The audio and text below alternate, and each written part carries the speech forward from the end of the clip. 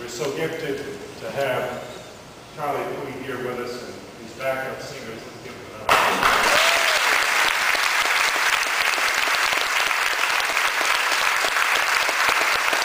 What you hear this morning, you're going to love this guy this afternoon. If you don't like what you hear this morning, you'll still love this guy. We are so grateful to be able to be working with you again, Charlie. Mary and I got the wonderful opportunity to have Charlie at our church and back in Swanee have to interpret. That's used to be the home of the Falcons, but they moved to another metropolis called Flowery Branch. So Swanee is northeast Atlanta. Got a call just last night from my son Adam. He typically calls his mom. So when he calls me, I think, wow, it's something special. And being the eternal optimist that I am, I thought, you know, well, let's see what Adam's wanting from dear Papa. And so I answered the phone, and there was Adam, and he said, Steve, and I thought, wow, I'm excited. He wants to know the meaning of life. Sure. It's a 24-year-old, mind you. He says, I'm just wondering where the barbecue tools are.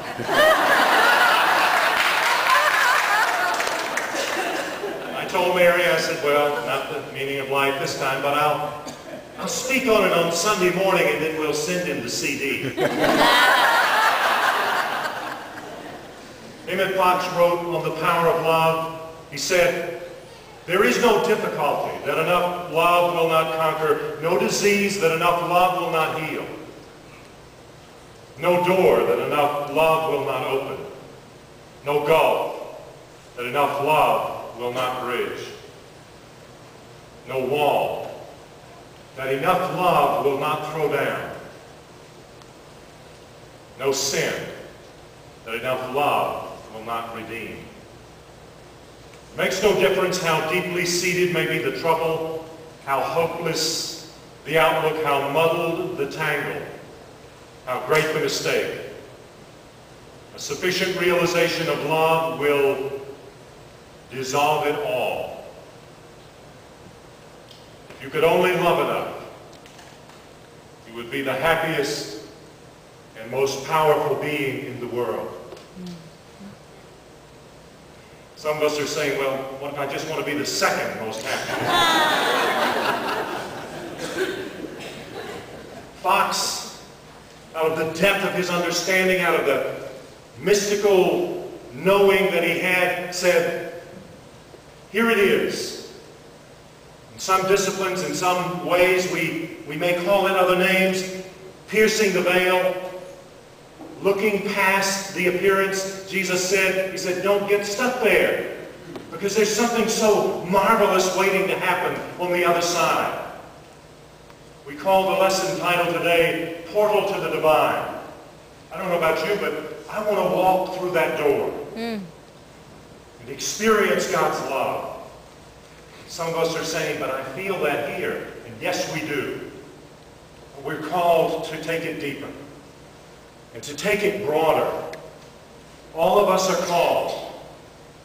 The Course in Miracles says all are called, but few choose to respond to the call. Meaning that some of us are ready to move in this energy, in this light, in this lightness, in this peace, in such a way, and others aren't. Jesus was caught, they thought, by the I almost call them the parasites, the Pharisees. Suck the blood out of you. The Pharisees and the scribes, and they thought, well, we've got him in a corner.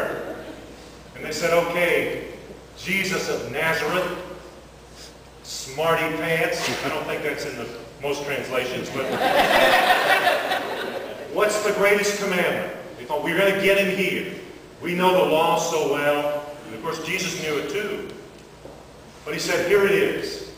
The greatest commandment is to love God with everything that's within you. To love God with all of your power, all of your might, all of your strength. And without even taking a breath, he said, and there's a second that's like the first, just as powerful. And that is to Love your neighbor as yourself. And often the question arises, does that mean the one on the left or the one on the right? And of course, Jesus was a man who said a lot in just a little word or two. He knew that it meant all of our neighbors, everyone. The Course in Miracles says, love holds no grievances. That love and grievances can't really occupy the same space. A wonderful teacher of mine used to say, you can't ride two horses with one behind. Can't do it. It won't work. But there is this grandeur that lives in us. And it wants to come out. It wants to look on situations on the world scene and say, I know I've had criticisms about this before, I know I've had judgments about this before, but I know that it's calling for my love. It is the love that Fox is referring to and the love that Jesus is referring to, and it begs for us to step forward and be part of it. Meister Eckhart, the wonderful German monk and scholar in the 13th century, wrote, everything I see, hear, touch, feel, taste, speak, think, imagine is completing a circle God has drawn. What a powerful idea. There's a beautiful piece that Charlie sings. He's going to share it with us in just a moment. He told me the title when Susan and Ellen and I were talking. He says, the title is, Everyone Must Die Someday. I thought, I hope I don't die on the second. But he sings this song to us. It's a reminder of the power not only of singing, but of the simplicity of this ideal. The great Irish singer Enya. How many Enya fans do we have in here? Wonderful. She's no Charlie Thweatt, but she's good. And Enya wrote a song as a testament to the Quakers who had this beautiful tune. She gave additional life to it and some of the music to it as a way of thanking the Quaker community for sending potatoes to the Irish people when they were having the famine.